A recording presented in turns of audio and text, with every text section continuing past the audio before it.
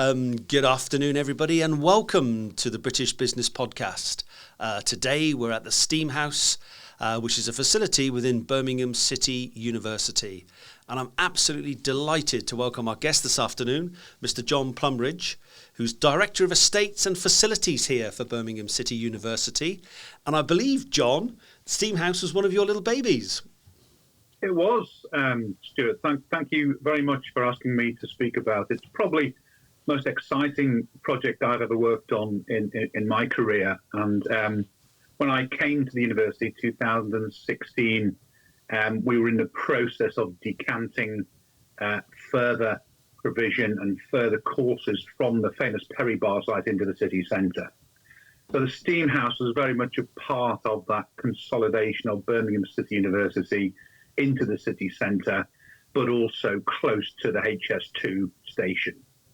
And when I joined Birmingham City University, I was quite aware of the East Side Enterprise Zone, which the current STEAMhouse site is within, and all of the efforts that Birmingham City Council and various stakeholders had put into trying to regenerate that area.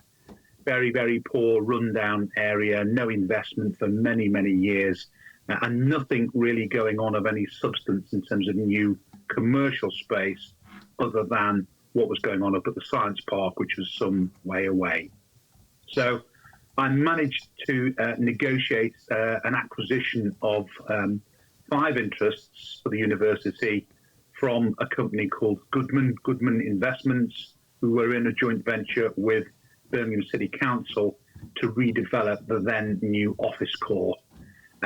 So I bought these sites in, 3 bare sites, plus the STEAMhouse site, plus the Joseph Priestley building, which was occupied by the university on a medium-term lease. Put that business case to the Board of Governors in 2018 and got a huge level of support from them. As a part of that package, we put together a funding strategy and a new concept for a new type of building and provision known as STEAMhouse. The STEAMhouse concept, the idea behind it is that it brings together science, technology, engineering, arts and maths into one, if you like, stream of provision, but it also then links up with private sector investment in areas such as rapid prototyping, new technologies, etc. And the idea was that we would construct a new type of building where all of these functions would share the space, and that private organisations would come in and actually rent space offers, but also take advantage of business support services, our 3D rapid prototyping facility and engineering workshops, which we've set up, all sort of state of the art.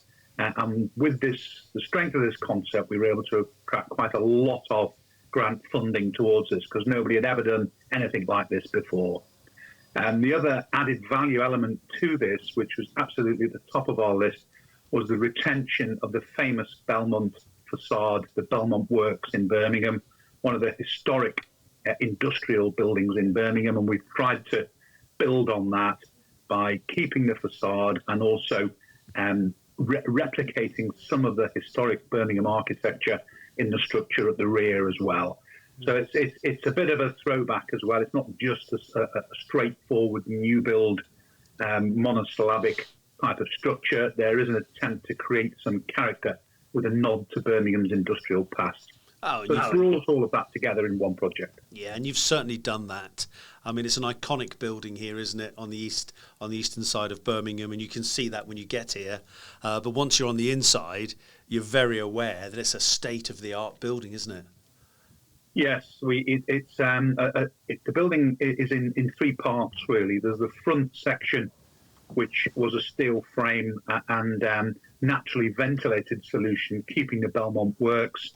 And then wrapped around the rear, we have a U-shaped massed concrete systemized building linked by quite a beautiful atrium and central core that's been created by the architect. So there's a series of features, and it's really designed to allow people to mingle and collaborate very easily across the whole of the circulation system. Yeah, absolutely. And John, for me, I come from the commercial business world, and I just think, wow, what a facility.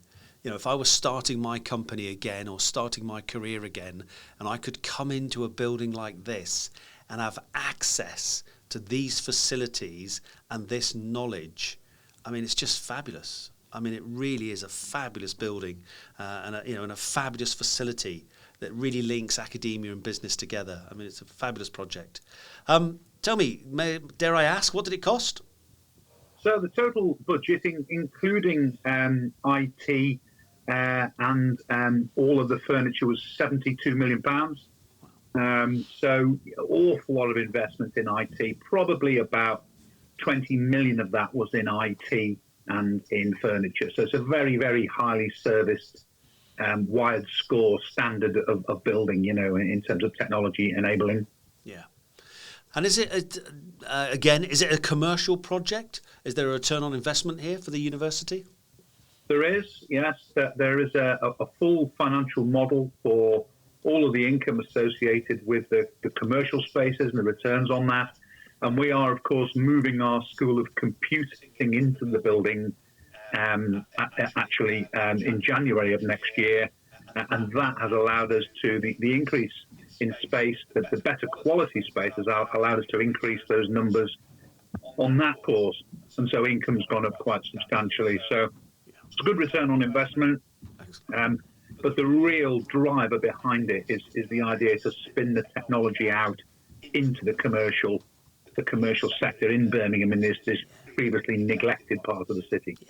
And I guess you're reaching out to some of the leading industries and businesses in the Greater Midlands area and working in partnership with them?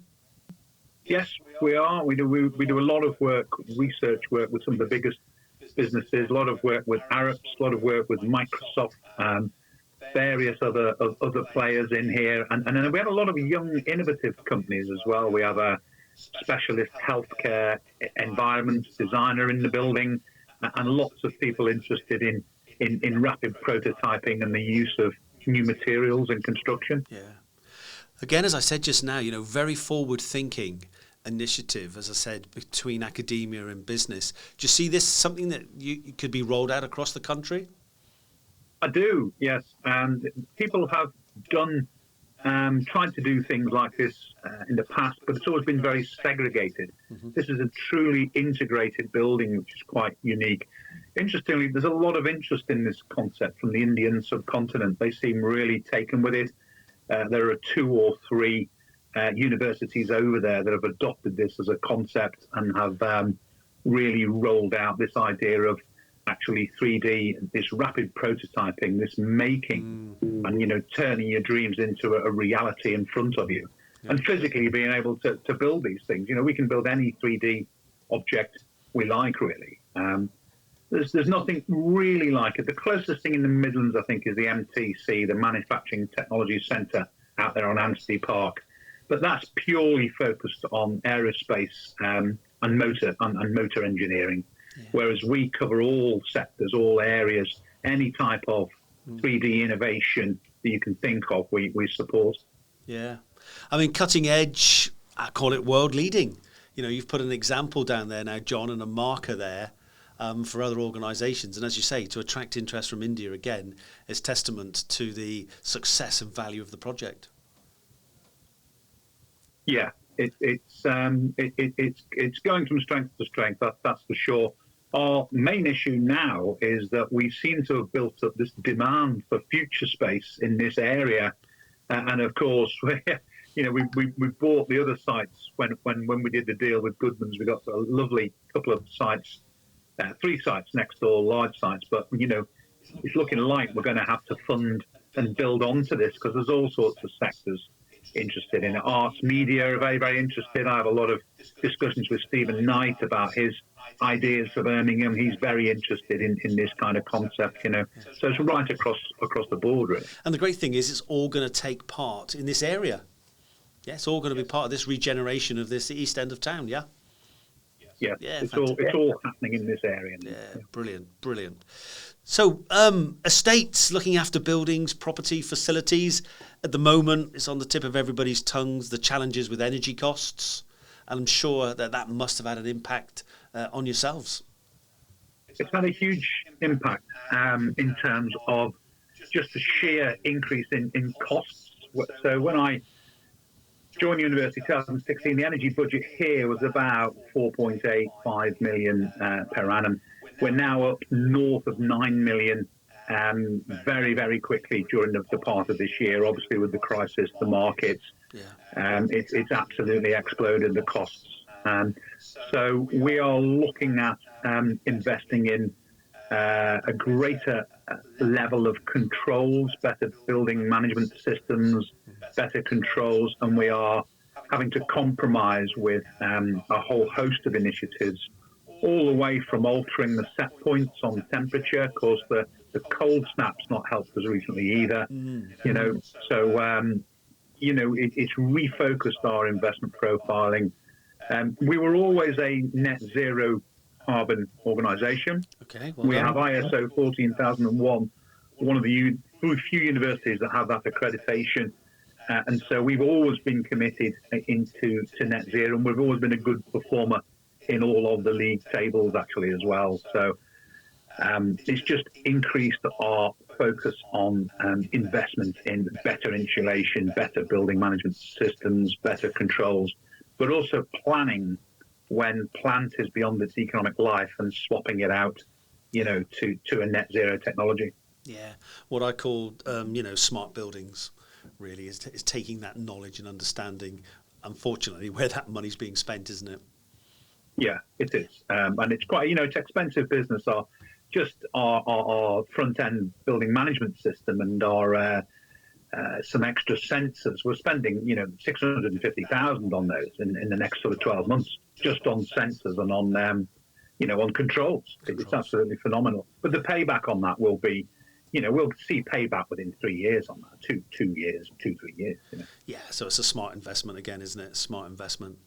Okay, so John, just my final today is, we touched on it a little bit, but, what's next? What's next for BCU? What's the next project on the horizon you could possibly share with us today?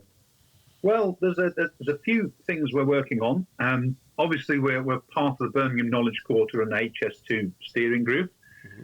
But the project that's really starting to build fruition is a new life sciences building and complex of buildings down here at the Westbourne Road site. We've seen a huge increase in demand for health-related provision and health services. We do nursing and midwifery, paramedics and therapies all down at that site. And we're anticipating that we're going to need to build a building that's going to increase the capacity from something like 7,000 students up to 10,000 in the next 4 or 5 years. So that will be another, probably even more, probably 80 million investments down there. Because what we will do as well is retrofit and net zero all of the existing campus. So it'll be a multifaceted sort of energy centre, net zero investment, and a new school of life sciences. We've just finished the sort of Gateway Zero brief collecting phase and looking at the exemplars all over the world that we want to learn from to construct this building. So onwards with that one, probably getting on for some detailed design midway through next year, and then cracking on to site in 24, 25. Okay. Wow. So that's going to keep you very busy. Yeah. That's a very exciting project. Yeah. Fabulous. And John, of course, we've got the rest of the sites around STEAMhouse that we've got to, we'll be building out on those. I would imagine in the coming years with HS2 moving on a pace. Yes. Yeah. Absolutely. John, thank you so much for today. I think that's given us a fabulous insight into STEAMhouse and what it's about. As I said, it's a cutting edge thinking, and you've taken it clearly worldwide as well. I think it's a fabulous environment. I would only say to people listening today, if you've got a business, you've got a young business, you're starting out, come and talk to the people at the STEAMhouse, understand the facilities, understand what they've got, and how it can really help your business, grow, develop.